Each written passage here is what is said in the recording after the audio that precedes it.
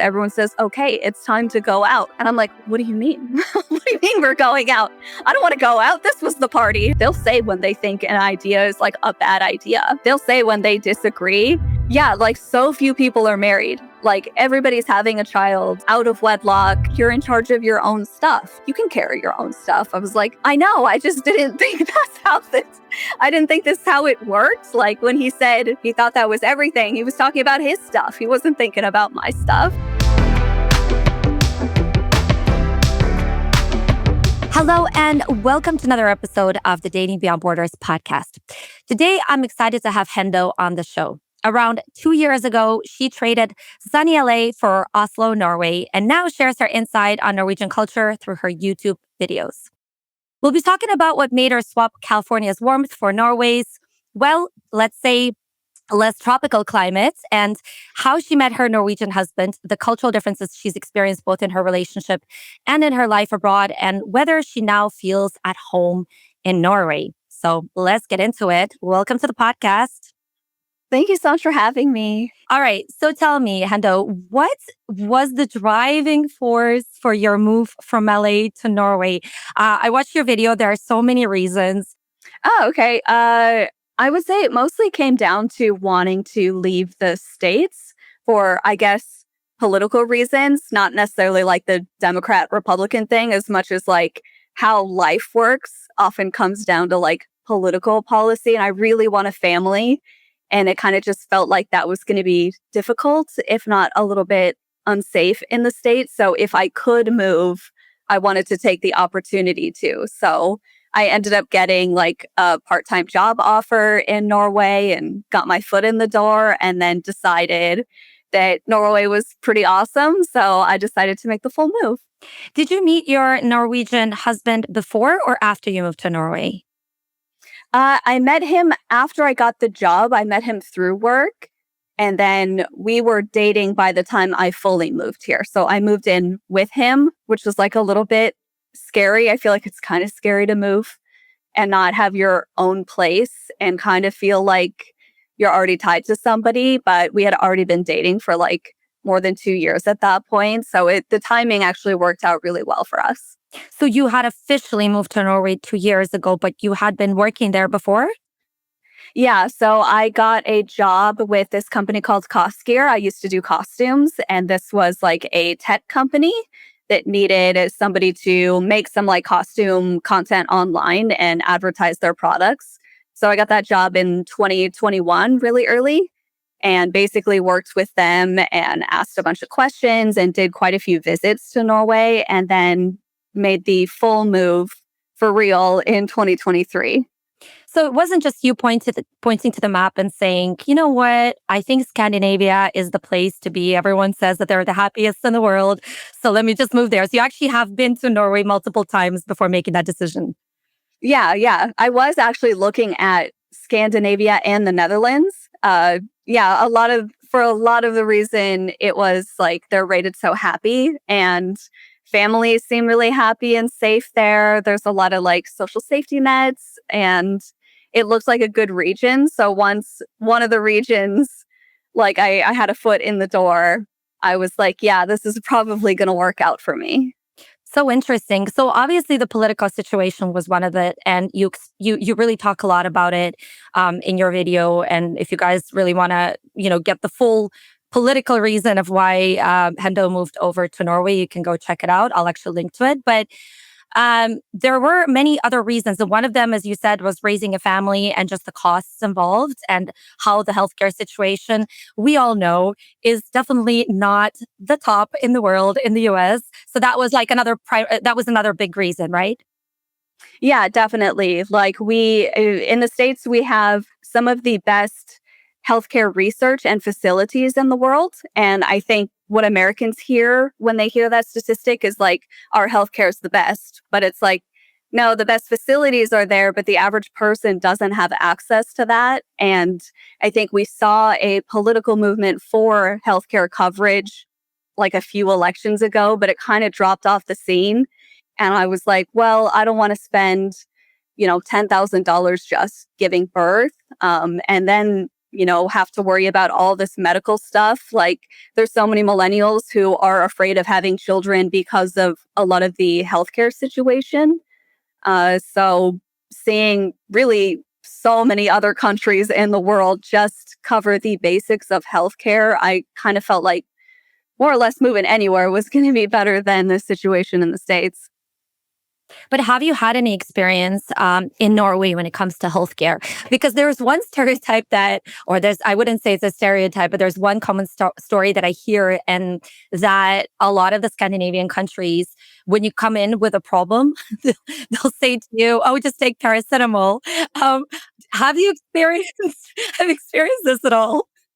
I I haven't been to the doctor a lot on my own. I've been a few times, and yeah, the first thing they ask is like if you drink enough water.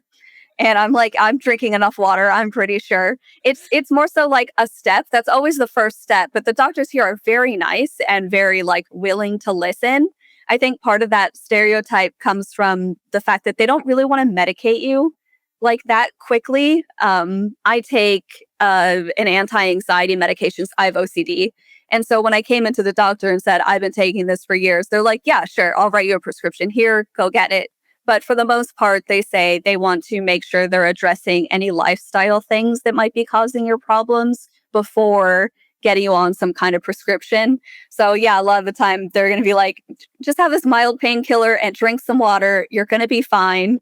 But my husband just got his appendix removed like 2 weeks ago. And that process, like they took it very seriously and really cared for him well. And it was really nice to see it function, if that makes sense. Yeah. I mean, I live in Canada, so obviously healthcare isn't really an issue here as it is in the US. But I can kind of relate to that because I once went to a doctor here. I had some issues I was breaking out a lot. And he took 1 second. By the way, it took me months to get that dermatology appointment, but it took him 1 second to look at my face. And he said, I'm just going to write you a prescription for these very, very strong pills, essentially, that do really bad things to your liver. And the first thing for him wasn't to say, I mean, what food are you eating? What is your lifestyle like? Right. So he right away prescribed me something that wasn't good for me. And so obviously I went through the process of like cutting out things from my diet in order not to take those pills. So I can imagine that happens quite a lot in the US where you come in with a problem and they say, well, here, let me put you on an antidepressant or something equally strong, instead of actually trying to find out the root of the problem first. Yeah, yeah, it escalates really fast. And I mean, I know everybody experiences a bad wait time. I feel anywhere when you're sick, you want help immediately. And here, at least, my husband has really quick access to a doctor. He can email or call them, and they'll always give some like minimal amount of advice. Because I've also needed to go to the doctor in the States, and they don't have an opening for like, 3 months out. And then who knows if you need a specialist or whatever. So that might be part of escalating it, is just like it's taken so long and they don't really know what's going on with you. Like the symptoms come and go. So they're like, here's a medication. Hopefully that covers it. Good luck. Yeah. Another one that you talked about is walkability. And I really felt that deep in my heart when you talked about that it takes, what is it, an hour and a half to walk to the store in LA, but it takes it's about a 9-minute drive. Yeah, yeah. For where I was in particular, it's a little over an hour walking and 8 minutes by car, I think. Yeah. And then like 50 minutes by bus because our public transit system wasn't very good. There's parts of LA that has public transit, but like very few parts, and it doesn't connect very well. Yeah, when I was in LA, I just remember every time I took an Uber, which was a lot, and they were very long Uber rides because they're always stuck in traffic and it's a Yes, huge they're city. really long. But I remember every single time drivers would complain to me, especially if they were European and they moved to LA, they would complain to me about the fact that they couldn't walk anywhere. And one of the main complaints was, oh, I miss walking so much. I just miss leaving my house and just walking, right? And now you do this in Oslo. It's a walkable city. Yeah, it's so different. And when I go back to the States for like, just visiting family or the holidays or whatever, I really miss it. I miss being able to walk. It's not like there's anything physically preventing me from going to the store. Like my parents live, maybe like 20 minutes from the closest grocery store. So it's a little bit better. But it's also that it's unsafe because people don't really walk. So the sidewalks aren't meant for that. Everything's meant for cars, on top of it taking a long time. And then there's not usually anything on the way. Like when I walk to the grocery store or walk to have lunch with a friend, I'm passing so many other things to do along the way. And I can run errands, or I can just like see my community, like see the city that I live in, see some of the same people, see new people, pet a dog. Like it just feels so much more full, on top of making me way more healthy. Just fundamentally, that is a shift to, instead of mostly walking across the parking lot, I'm walking all the way there and back, all the way, all like 10 minutes that it takes me to go there and back. And I think it really has helped my health in a lot of ways. Yeah, and the other thing about Oslo is just how green it is, right? Because you're pretty much I stayed at a place for a few days when I was there, and I remember leaving my apartment and I was directly in a forest. I think 3 minutes after leaving my apartment. I don't know if you have a forest next to you. I have a big park, but I'm really close to the city center, so I don't know how close like a forest is in terms of walking distance, but it would be a very quick bus or tram ride because yeah, Norwegians love their nature. I think being too far away from a place to get away is fundamentally like against their soul in some way. They want to be able to be immersed in nature and trees and plants and stuff. And I think that's like a sign of safety for them that is really new to me. I don't know that I value that the same way because just having a park is really mind blowing to me. But I'm definitely learning to go out there and explore the more that I live here. Yeah, and they have a word for outdoor living, which you can probably pronounce better than I can. Ooh, I don't know about that. I start Norwegian classes on Monday and then maybe, but not now. Now it's a disservice to them for sure. I will try to say it, but I will probably butcher it. Fruitsliv or something like this. It's the outdoor living culture, right? Because they are so there is no bad weather, only bad clothing type of people. Yes, definitely. And they love the outdoors so much. Which, okay, I would say Californians, they do their fair share of hiking as well. But I think it's important that what you've noted is, is that yeah, you can specifically drive out of the city to go on a hike, but you're still getting there in a car. Everything is done in a car. And so it's like point A to point B, then I'm going to go to the gym. Point A to point B, then I'm going to go hiking. But Norwegians just, they move more in general. Yeah, they do. Like Easter is a big one. Everybody goes to a cabin and goes out. Like it was a bit of a culture shock to do that much cross country skiing because I've only done downhill skiing. I'm not really sure what the point is of cross country skiing. It feels like very difficult walking in like uncomfortable shoes. But then like it's just such a fun thing to do all together. And then everybody grills a hot dog outside. Like it's a little bit of a pain to get all the way out there, but it's so nice once you are and you come across so many other families that are doing the same thing. So getting away from the city is like a fairly not I guess not completely universal, but it's a really heavily shared value here. And that's really different to me because in California, you kind of have to join like a group to do that sort of thing, especially if you want to carpool. There's never enough parking at these hiking spots. And I think increasingly, at least in LA, it's just too hot to go hiking. It's just way too hot like half the year. Everyone, just a quick note to say that while I love putting these podcasts together each week, they do take a ton of time and effort. So if you're enjoying the show, please be sure to follow on YouTube, Spotify, wherever you're tuning in, and give this podcast a 5-star rating to help it grow. This support really helps me keep improving the show's quality. Thank you, and back to the episode. Is your husband, is he like stereotypically Norwegian in that he, actually skis a lot? I actually don't think that he's that Norwegian in that way. Like he really likes being outdoors and being outside, but he's not a super like rugged, let's go camping and hiking in the wilderness kind of guy. It's, I think, a very like average amount of just kind of wanting to be out. He does do the the utepils, we have a beer outside when it's like you get the first bits of sunshine in the spring. He loves the sun, which I don't relate to. I've had more than enough sun in LA. I'm good. I find it so funny the words Norwegians have for very specific things, and this is one of them. Like not just drinking beer outside when the sun is out. Like it's so specific, you know. And LA is just like a normal day. It's what you do every Yeah, day. yeah. They have another specific word that I absolutely love is I think it's ventepulsa, which is a waiting hot dog. It's when they cook a hot dog for everybody to eat while they're waiting for the actual dinner to be ready. And I love my waiting hot dog. I gotta say, Norwegians really nailed culture in that kind of way, I feel. Yeah. Speaking of food, what have you found were some differences in the way people see food between US and Norway?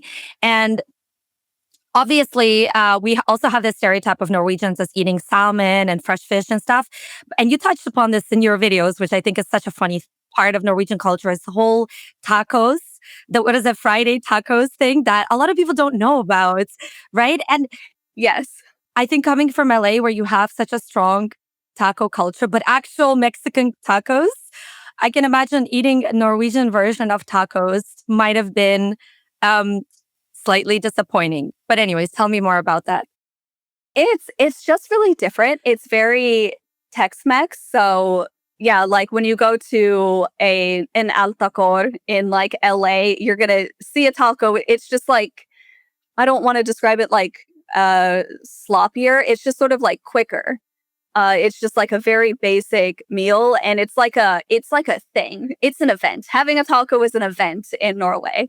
There's all these toppings. There's all this stuff in it. They put cucumbers in it, which I think is like a crime against tacos. But in general, they consume a lot of tacos. It's such a like group thing to have. And I do think it kind of like felt better moving here, seeing something really familiar, even though LA tacos are a bit different. Like just seeing a taco in general, like really reminded me of LA and just how kind of happy they are to eat them is really fun. Yeah, yeah, it's interesting. But what other food differences have you found between at least going to the supermarket in LA and going to the supermarket in Oslo? Uh, in general, like the stores are much smaller. So there are a couple of like what they call co-op mega is like an American sized grocery store. Like it's huge, it has a bunch of stuff, but most grocery stores are just much smaller, which I like better. The food costs about the same as in LA, in my opinion. It's maybe a little more expensive because they have to import a lot more.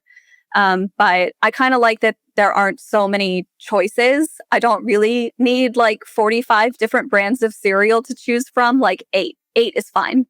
But it is a thing that I noticed, and I was kind of afraid that I would feel limited by the selection of food, but I've hardly noticed it at all.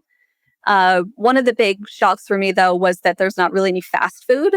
So when I'm, hyperfixating on something and I'm suddenly hungry, I'm used to going out and being able to buy food for pretty cheap. And there isn't that like mid range of food here. You either are making something or you're going out to a restaurant. Really, the like in between thing they have is frozen pizza, which is why they consume so much frozen pizza. They don't really do fast food. They just throw a grandiosa in the oven, and that's their version of fast food, I guess. So I eat a lot more frozen pizza than I used to. Yeah, that's right. It's frozen pizza is the Friday pizza, and then Tuesday tacos. Is that what it is?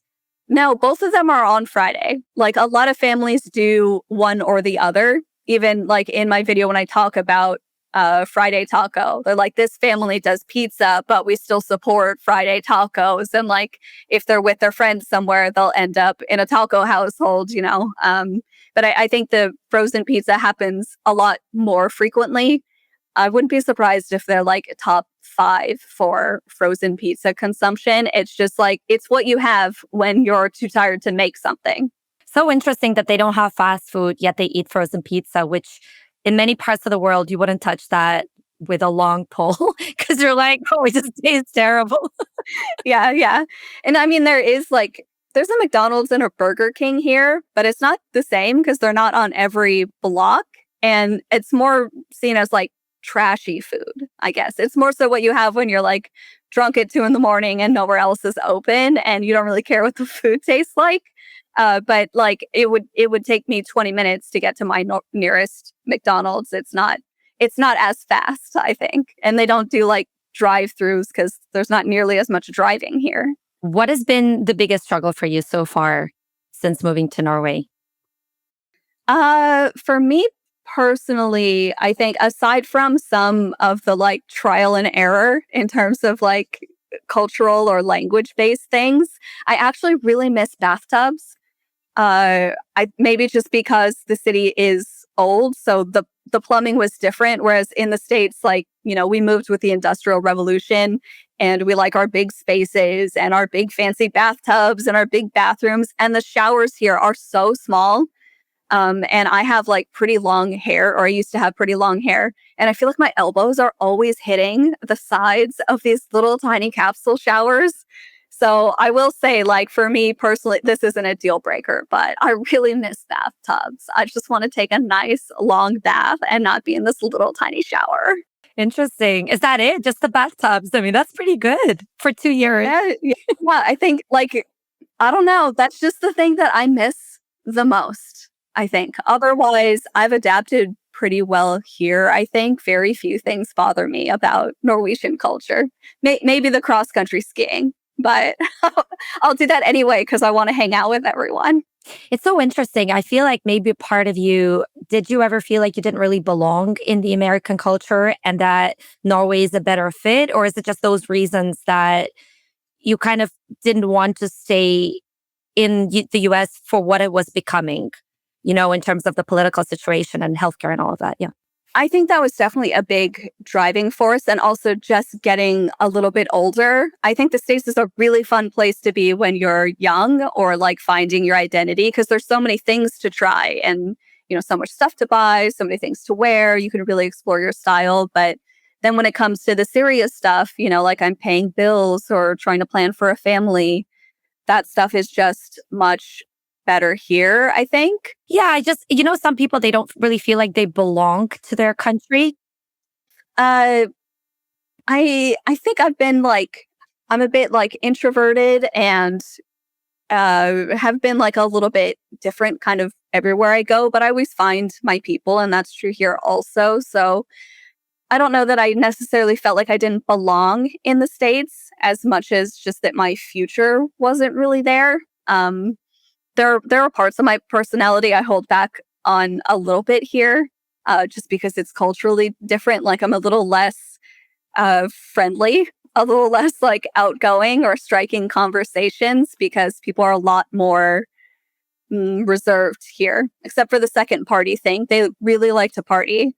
Norwegians love a good drink and a nice nighttime party, and I don't relate to that at all. But otherwise, we really see eye to eye on a lot of stuff. Tell me about the second party. When I watched your video, you seemed really, really I frustrated. hate second party. I hate second. Oh, I hate it. It's okay. The thing is that there's always like a party somewhere, like on Facebook. It'd be Tugrim's like birthday party, and I'm introverted, so I need to mentally prepare for going to a party and being around more than like 10 people. And then just like the first few times I was there, every single time at 10:30, what happens is everyone says, "Okay, it's time to go out." And I'm like, "What do you mean? What do you mean we're going out? I don't want to go out. This was the party. I'm not mentally prepared." I'll be like, "Where are we going?"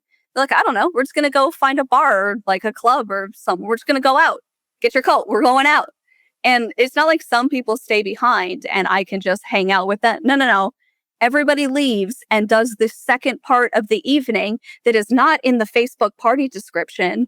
No, no, it's just a thing they all do. And I had a lot of comments on my video explaining that, like, one of the things is that you run out of drinks and you can't buy drinks in the grocery store. But it's also just like a kindness because you're not really supposed to make any noise after 11 p.m. And Norwegians get, loud and rowdy when they drink, like anyone does, I think. And so it's also just sort of polite to leave and, as things get louder and drunker, just be out somewhere else instead of causing a ruckus in your apartment building, which is a really nice consideration I hadn't even thought about.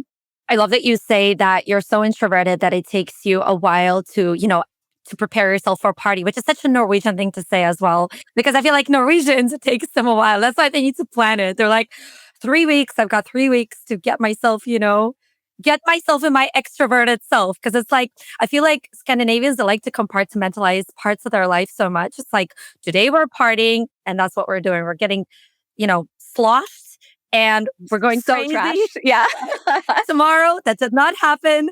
If I see you, I'm not going to talk to you. If I told you the story of my life, I'm just going to feel really embarrassed about it. They actually have a saying for having hangover anxiety, which is like, I've said too much when I was in my drunk state, and now I feel really uncomfortable about it. So I'll just pretend that didn't happen.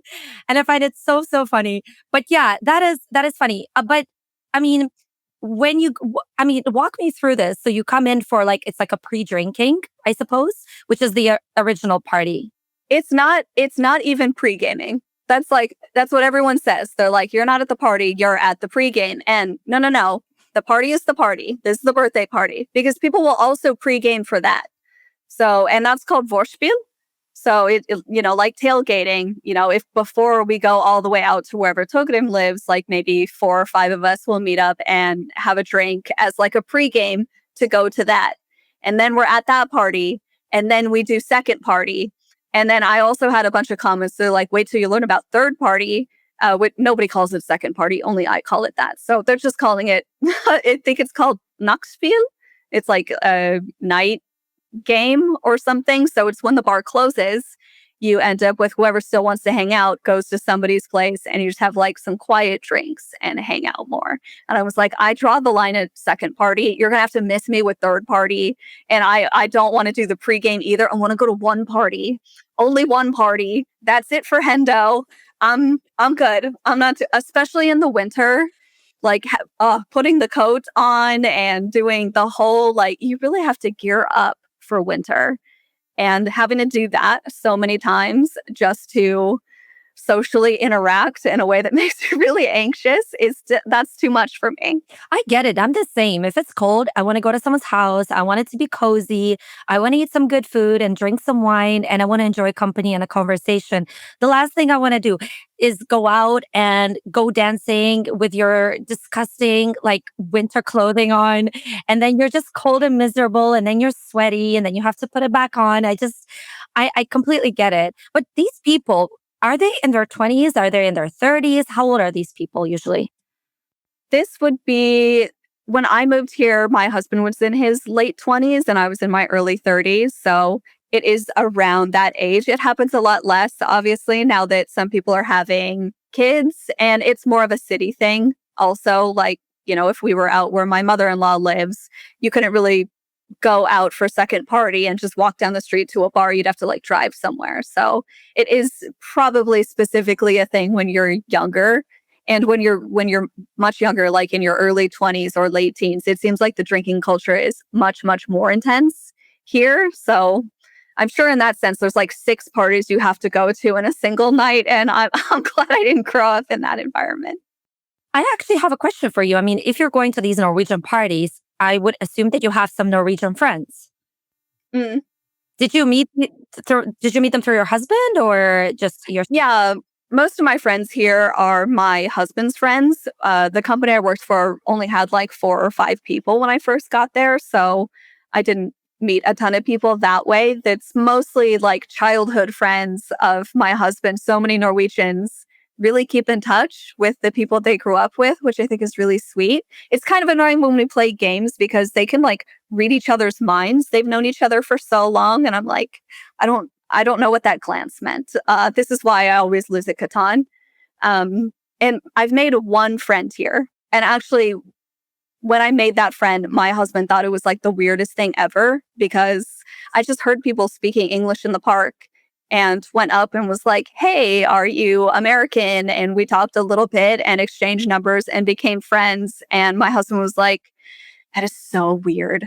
Like, he was like, that's so cool. I've always wanted to do that. But I would literally never go up to somebody and try and be friends with them. And I think that's so sad because Norwegians are both like really direct and really indirect. It's like if they don't know you, they will barely speak to you. They don't want to inconvenience you. They don't want to put themselves out there. They would never go up to a stranger and strike up a conversation that way. But a lot of people have said that they want to. Like when I've told that story, every single Norwegian's like, "Wow, that's really brave." I'm like, okay, I didn't think I was going to war doing that. I appreciate the like props, but a lot of people have said like, oh, I wish that I could do that. And I was like, well, you can, but it's just not like in their cultural DNA, I guess. But once you are friends, then they're like really direct with you. It's such a switch. Like you definitely know who your actual friends are based on like what they'll say to your face, kind of. I don't know if that makes sense. What are Not in a rude way. No, I completely get it. I completely get it. I'm also trying to kind of pin down Scandinavian communication because I mean, it's kind of it's almost like they're efficient in their wording. That they don't want to like. First of all, a lot of Europeans and especially that part of Europe really has a strong dislike for the American fakeness, as they say, and that's saying things that you don't mean and telling people that you love them 10 minutes after meeting them, and just being a little bit they believe it's superficial. Um, and a lot of those actually come from LA, those stereotypes, unfortunately, come from LA. And I feel like there's an efficiency in their communication, maybe because historically they all lived so far away from each other. They didn't have I don't know if there's a historical reason. I know for Finland, it's because they all lived separately and they barely saw people. And the weather wise, they didn't have time to stop and chat. But so there's like a certain directness that might be either nice or either off-putting, depending on what they say to you. Have you experienced, I mean, what are some examples of that where you said, this is so different? Like an American would never say this. I don't know. It's really hard to put your finger on it. It's like when I walk away from a conversation, I'm like, wow, that went really differently. Like they kind of cut to the chase much quicker. I think you're right. It is sort of an efficiency thing. They're just very honest. If I say something and they're like, oh, but maybe you did that because, you were like a little jealous of that situation. I'd be like, damn, okay, yeah, I mean, you're not wrong, but I didn't expect you to come for my deep psychology here. And like, it's always in an empathic way. Like, I like to say that Norwegians are kind, but they're not nice. Whereas I think Americans tend to be nice, but not kind. There's like a politeness or I don't actually think the American friendliness is that superficial. But it's just not the way that the culture works here. It kind of feels like putting somebody on the spot to ask them like, how are you? How are you doing? Because they think they really want to listen and expect it to be a full response and don't want to make you answer that question outside of the supermarket when you guys ran into each other. You know what I mean? Yeah.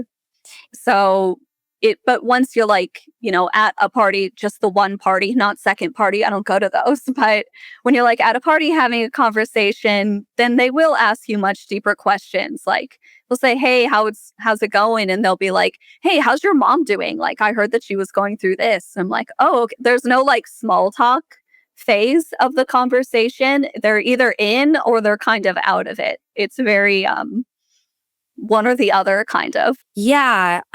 I know what you mean when it comes to their communication.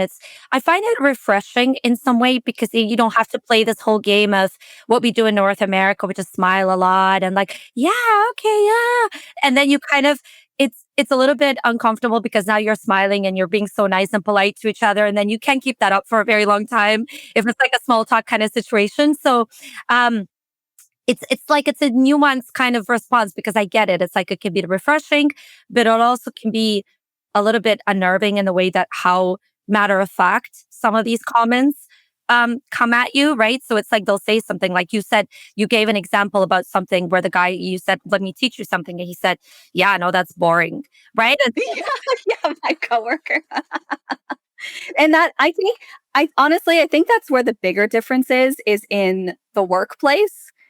Because I think that people in the States, especially, I mean, this is more of a West Coast thing. I feel like people on the East Coast are more like Europeans. They're a lot more like uh, maybe like a little bit more abrasive and less into the like overt friendliness. I always get that as a Californian, like, oh, you're a little too friendly. Like, I don't trust that. I'm like, I am genuinely want to know how you're doing. I think the weather is just really nice in LA. So we don't have a lot to complain about. I have a lot of space to hear how your day was. So in a workplace, though, if your boss says, how are you doing? You know that they don't mean it. Like that's where it's the fakest is in a professional environment. If my boss says, how was your weekend? She doesn't want to know about my weekend in Vegas. That's not appropriate to talk about. So like in Norway, you just don't ask that. You don't ask these like really personal questions. But on the other hand, like people are still really direct, especially in meetings. Like they'll say when they think an idea is like a bad idea. They'll say when they disagree. Yeah, when I was with my coworker, I was trying to teach him this sewing thing. And I was like, we're going to learn how to wind a bobbin. And my friend was like, or my coworker was like, yeah, it sounds really boring. But he still stood up and followed me to go learn to do it. He was just going to tell me how he felt about it. So it's like, again, kind of a weird combination of things where they're both not going to bring up a ton of personal stuff if that's not really appropriate for the situation, the environment. And at the same time, almost be more personal and that they really say what they're thinking and feeling, especially if they disagree with you. I think it's really refreshing and honest and leads to much better sort of like democracy in the workplace because people are really voicing their opinion and don't get reprimanded for it the way that has been my experience working in the States. Yeah, hopefully less passive aggressive as well, right? When someone's smiling to your face, but you know that. Yeah, I kind of like that. I kind of like this matter of fact reactions because then you feel like you can be yourself as well. Like if someone says, "Yeah, that's boring," you can say, "Yeah, whatever. Just be quiet and let me show you how to do it." I mean, if you can be this informal with Norwegians, I don't know, but you're not playing a part, and so that makes it easier to interact with And people. I'm never guessing what people think or feel about me, which I find really nice, especially with kind of more social anxiety. I feel like I know exactly what everyone thinks, like good or bad, which is so helpful in like keeping my mind from spinning about who's being authentic, who isn't. And I really appreciate that. A friend of mine told me, and actually, I had a podcast where a girl told me that Norwegians, they're afraid of slightly controversial topics, that they like to stay on the safe topics. Have you found that to be true in your experience? Um, I guess I don't think it's really that different from the States, at least, where we also shy away from religion and politics. Like, I know the politics seem really loud in the States. I've had to like explain this to Americans. Like, we don't talk about politics day to day. You see it on the news and online where people can be anonymous or in a smaller bubble about it. But to bring that stuff up is generally considered inappropriate. And I think that's actually a little bit better here. People are a little more willing to ask, but that might also just be the current situation in the States. I meet so many Norwegians who just want to know what I think as an American, because America's kind of going through it right now. But there's just also not that religious usually. So there's nothing to really bring up in that sense. And their politics is much more functional and professional, I guess. So there's a bit less to bring up in that regard also. I don't know. They kind of avoid extreme confrontation, but they will be direct. So again, I think it's just a sort of a difference and not really more or less in any particular direction. One of the things that you complained about is that you felt like people weren't as willing to help, uh, to offer to help. So, for example, I don't know if it's something that you're carrying heavy luggage that people don't ask you, do you want some help with that? What are some examples of that where you felt like, okay, people haven't really been as willing to help? Yeah, I don't know if it's like a complaint. It's just like different. The way that they help is very different. They're much more hands off. Like, if somebody drops something on the street, like drops their groceries, people won't stop to help pick it up. Or like I'm pretty short, so trying to reach things in the store, usually somebody taller would, if I was in the States, come and offer like, what do you need? I'll get it down for you. But here, the reason they don't help is they think it's going to be embarrassing for you. They don't want to put you on the spot or make you feel like you couldn't handle it. But also, like, just it's a lot more of a take care of yourself kind of situation here. Also, my example of that is when I first started dating my husband. We went on this trip with our coworkers, and so we all had suitcases and we're unloading the car. And the way it works in the States, at least, is I'm used to everybody carries what they can carry. So because I'm small, I tend to carry the small stuff, all the little grocery bags, all the small bags, and then the like big men carry all the big suitcases and stuff. And it's more of like what you're based on what you're capable of physically carrying. And in Norway, apparently, it's you just grab your stuff. So I was doing it my way and they were doing it theirs. And I had dropped something off and was on my way out and my coworker was coming in. I was like, oh, was that everything? And he was like, yeah, I think so. And so I didn't go out there. And then later that night, I realized my suitcase isn't in the house. And I'm like, where's my suitcase? And I go out there and it's just sitting outside of the car. Like somebody had brought it out, but they weren't going to carry it because it's not their suitcase. And I was talking to my, then he was my boyfriend about it. And he was like, well, that makes sense. You're in charge of your own stuff. You can carry your own stuff. I was like, I know. I just didn't think I didn't think this is how it worked. Like when he said he thought that was everything, he was talking about his stuff. He wasn't thinking about my stuff. And it's like, I mean, that is fair. I don't know that one is more fair than the other. They're just different cultural expectations. And I get that a lot just carrying things in general, like when I'm on a plane and can't lift my suitcase above my head and it's hard to reach because I'm short, they're not really going to offer to help. I have to ask for it. And they will be really, really helpful and so, so nice if you ask for help. They're like, oh my God, like they're really excited to know what to do, but they don't want to guess. They don't want to assume that you can't handle it on your own.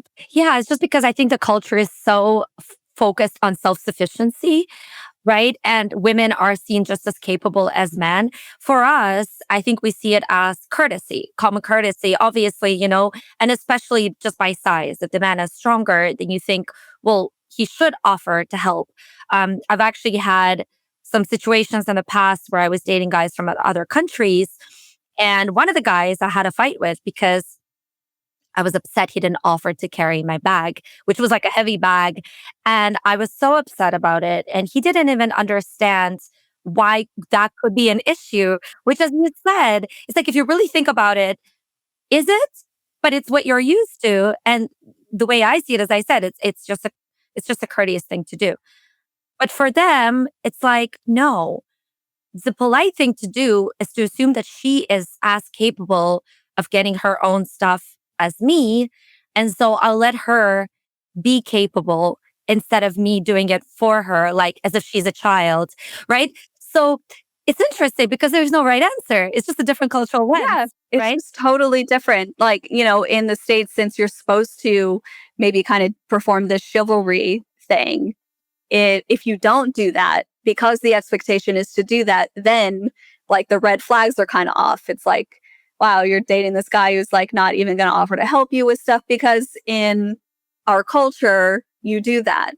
Whereas I'm sure here, being overly helpful can be seen as like taking up too much space and trying to be like a white knight or like performing in a different way. It's a red flag to be the opposite direction, which is so interesting. And I definitely noticed like nobody's ever holding the door open for me, which I do actually kind of like better. Sometimes it's annoying. It's like, bro, I was like 3 seconds behind you. You could have held it open for me. But I've also had a lot of circumstances where men use that chivalry to like touch me inappropriately.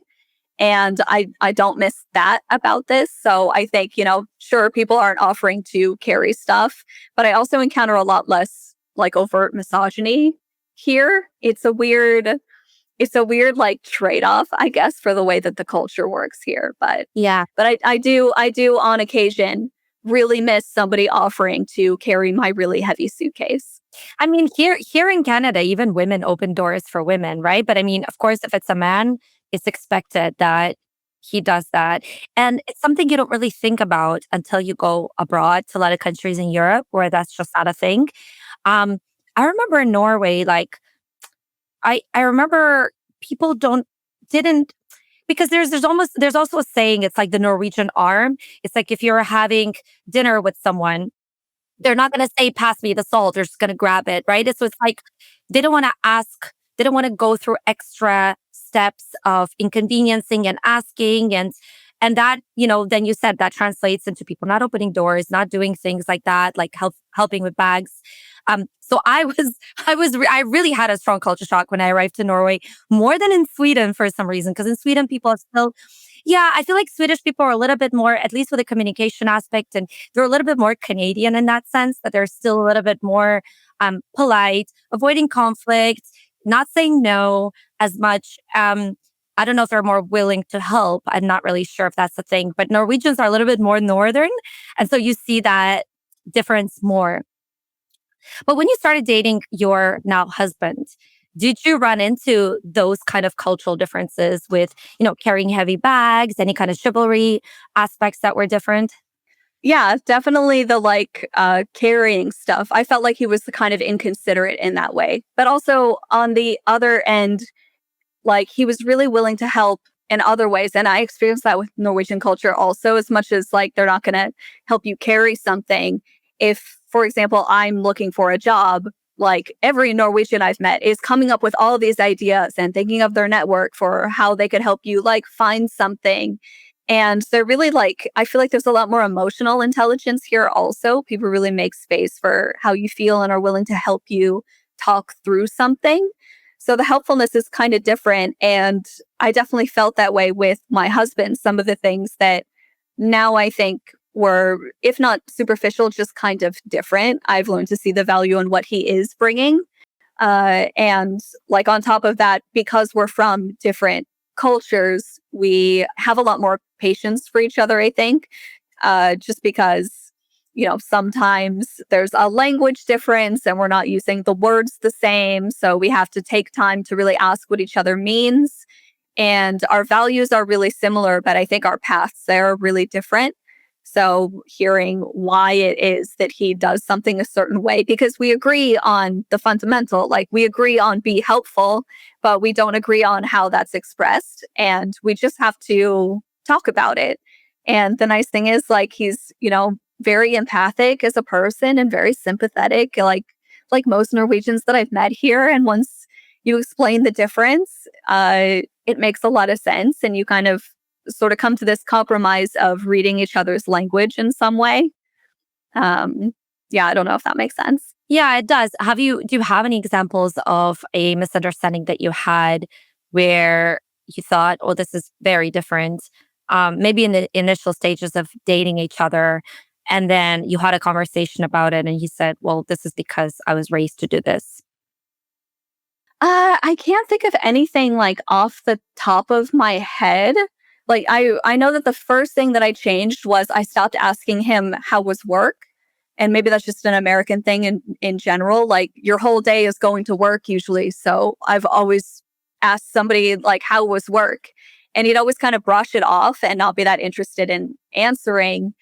And especially, communicating long distance, that can feel kind of hurtful and like, oh, are you upset at me? Like what? And I had to learn just through talking more that like he just doesn't really want to talk about work. That's not that interesting. That's not what most of his life focus is. And I've had to learn to just ask him like, how was your day? And he's also kind of learned to ask me, how was work? Because I was really focused on work at the time and he was more focused on life. And just understanding like what it is I want to talk to you. I want to talk to you about how the day is going. And like that was I wouldn't say that was like a whole fight, but just to like, he didn't understand why I was upset. And I didn't understand why he didn't know why I was upset. Yeah. How did you guys meet? We met through work. So I don't know if I should elaborate on that, but I probably shouldn't have dated a coworker. But I figured it was okay since I was contracted by this company, and like I work for myself. I've been self-employed for a while.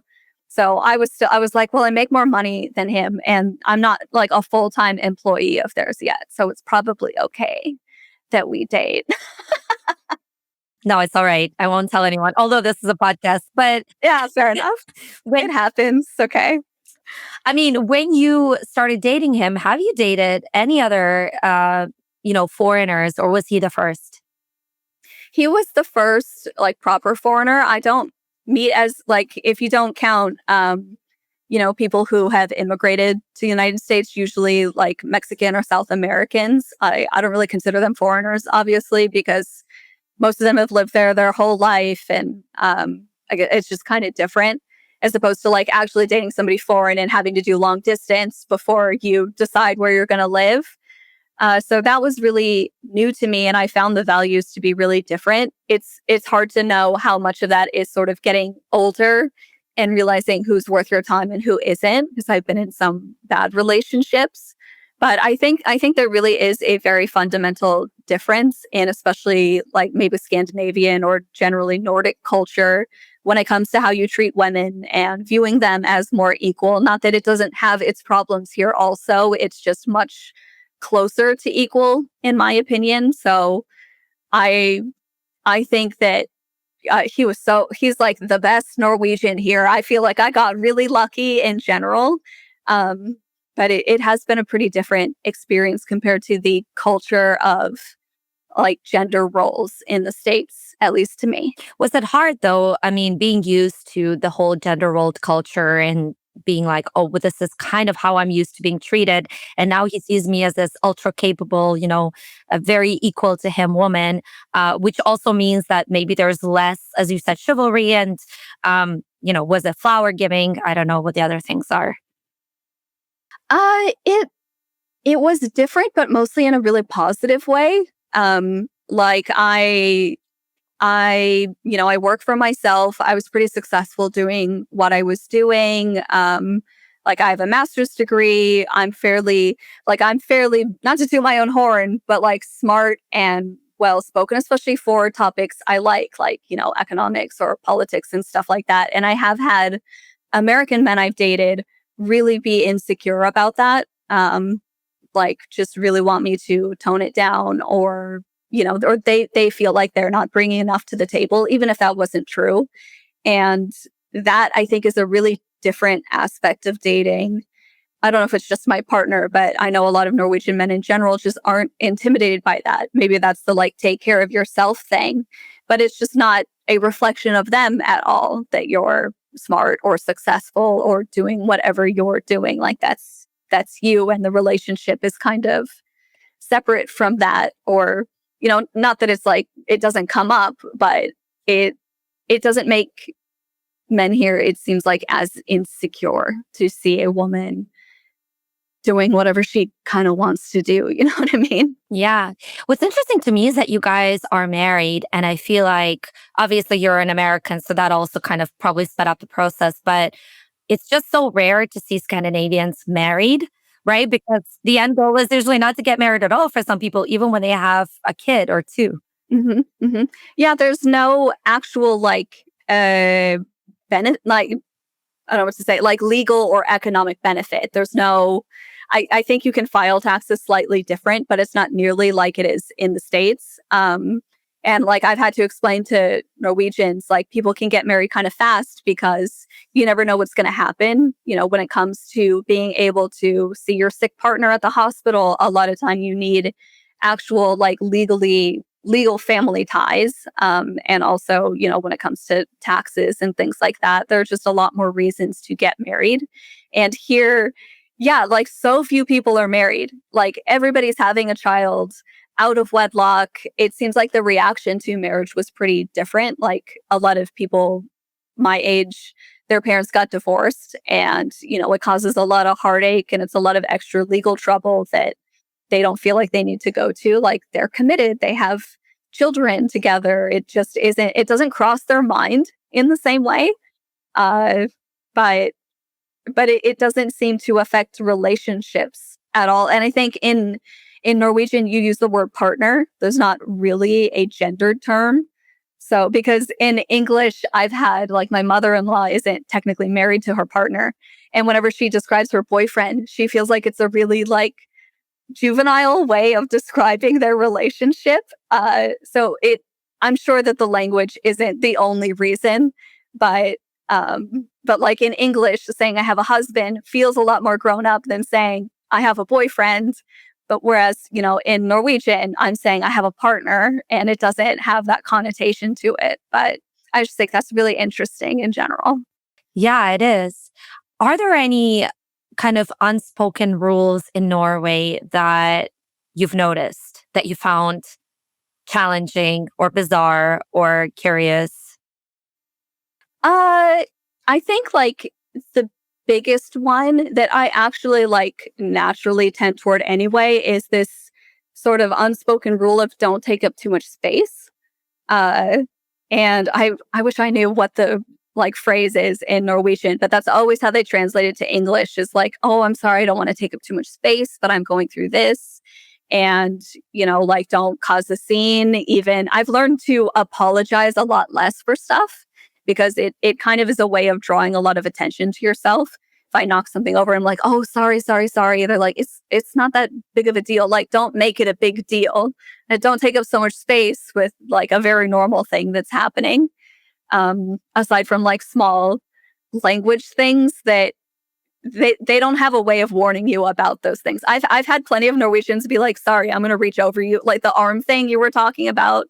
They're like, I just don't want to stop the conversation to ask you to pass the beans. I'm just gonna go reach for the beans. Don't be offended, please. But when it comes to language, they don't have a way of like preparing me for those rules. Like I learned that tak for mat is thanks for the food. But you say that at the end of the meal. And in English, I'm used to thanking somebody for the meal before we eat it.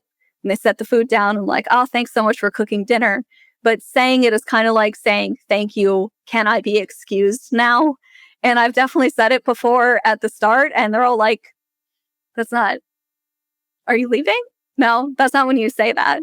Or like saying thank you for everything is really common in most languages. But if you say like, I think it's takk for alle in Norwegian, that's like what you say to somebody after they've died.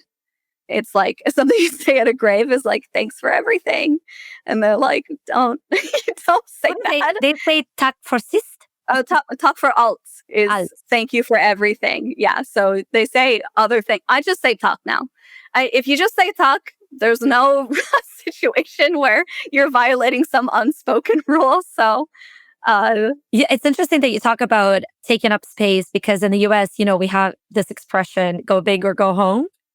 I mean, and it's just so funny, right? Because the whole thing in the US is taking up space. That's the whole point of individualism, be bigger than life. that's how you become successful is you take up your own space. And it is so weird how individual a lot of concepts are here, like take care of yourself, like don't take up your space could be considered an individual thing, but it leads to, I think, more collaboration and equality. And some people perceive Norwegians as really collective as a culture with things like dugnad, which is like the community coming together to do chores is basically what dugnad is. And also they perceive themselves as being almost too individual. Everyone feels kind of responsible for themselves and like a little on their own in some ways. Some people get pretty lonely here. It's very weird to see how they perceive themselves and then compare it to like what I think of them. Do you feel lonely in Norway or no? I do sometimes, especially because I'm from LA, so that's a 9-hour time difference. So it's like a smaller window when I can speak to people, and it overlaps with the work day. So when I try and call my dad, I have to call him like at lunch because by the time it's the evening, it's too late here. Uh, because otherwise, I'm like I said, I'm more introverted, so I keep in touch with people pretty well online, but the time difference makes that difficult. And I don't know the language that well enough to get to know people here. People are so good at speaking English, and it's very easy to have a conversation, but it can be harder to make those deeper bonds because, if I assume you know several languages, like you go all over. But, even in Spanish, I can have a conversation in Spanish, but I can't have a conversation about like existential dread or like my deep feelings about something. Those aren't words I learned in school. And talking to people even at parties, we'll have such a good conversation. I can tell we're getting to a point where they just aren't sure of the words in English, and it just kind of becomes a barrier. And I think in some ways I need to know the language to be able to at least like put in more effort on my end or learn some of those words a little bit more to really get to know people on like a deeper level. Do you feel do you feel more yourself in Norway? Or do you still feel like you're kind of in the middle? I think in a lot of ways I feel a lot more potential to be myself. I think it's kind of been hard to know who I am in what I feel like is a more restrictive environment in the States, in terms of like you can't quit your job that easily. If I don't like my job, I really have to have another one lined up because not being able to afford rent or afford life is like a huge risk. Whereas here with so many safety nets, you have a lot more opportunity to just try different things, I think. And even like I won't be on a trampoline in the States because I'm worried I'm going to break my arm and then have this huge medical bill and not be able to do stuff. So I do feel like I can do more outdoorsy things and just figure out what I like, whether in career or in hobby. So, and I've only been here for a couple years, but aside from the values feeling really similar to me, I feel like there's just so much more. I'm not going to take up space, but there's quite a bit more room to feel out who I am without jeopardizing like my future. I don't know if that seems kind of dramatic. It's such a fundamental shift. Like when people ask me, oh, what's the biggest difference?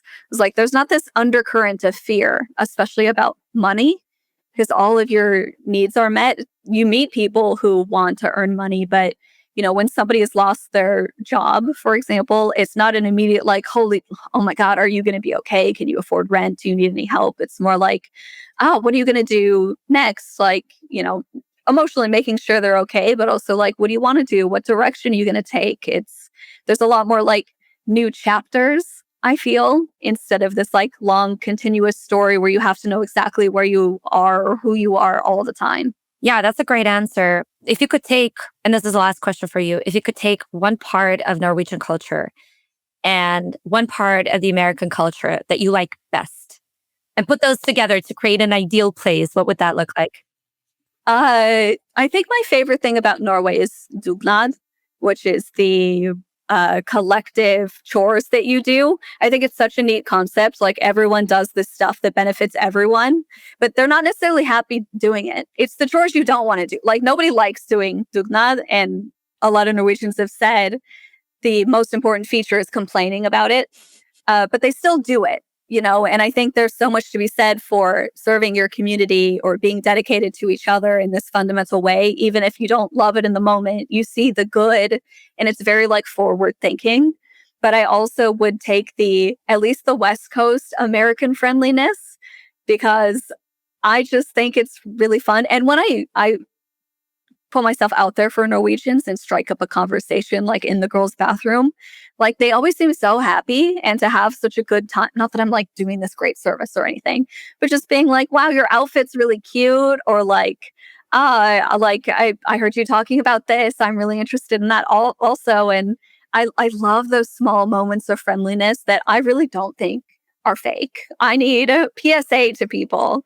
Genuinely, some people are just having a good time, especially in the girls' bathroom. I really miss that vibe about the States. So girls' bathroom friendliness plus dugnad and caring for each other, even about stuff that's kind of annoying to do. Very nice. So yours are both community stuff. You like being a part of the community, even if you're introverted. And that's funny that you say you're introverted, but you like saying, oh, I like your dress or I like this. So you still like to I mean, and I think I actually agree with you that this is one of my favorite parts about the North American culture. I mean, because in Canada we do this as well, because I think it makes someone's day.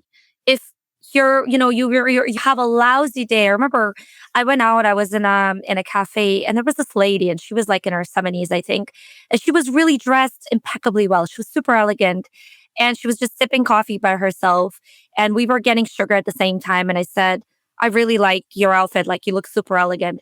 She was an older lady, of course. So she probably was a little bit more lonely. But that really made her day. I could see her glancing at me with a smile for hours. She was just so happy.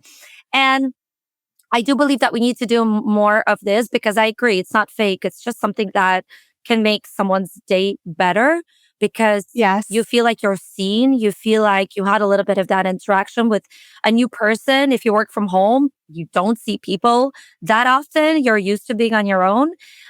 So it's just nice to have a little bit of contact with other people because at the end of the day, we're social creatures and we still need to be a part of something, right? Hmm. Yeah. It's that warmth, just that like outgoing warmth that they're such kind people.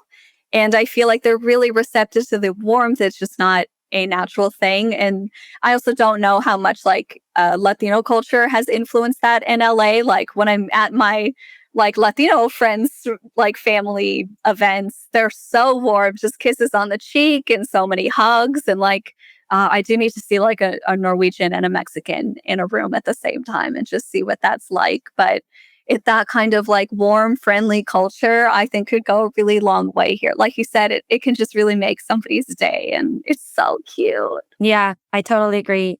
Well, Hendo, thank you so much for taking part in the podcast. I really, really enjoyed it. So many new insights that I didn't know about Norway. Um, Guys, if you enjoyed the episode, don't forget to follow, rate, and share it with a friend who might need a little inspiration. If you have any questions for Hendo, leave them in the comments below and go check out her channel because I'm going to link all of your stuff underneath. Thanks again. No, thank you so much for having me. Thank you. Until next time, guys, stay curious and stay human. Bye.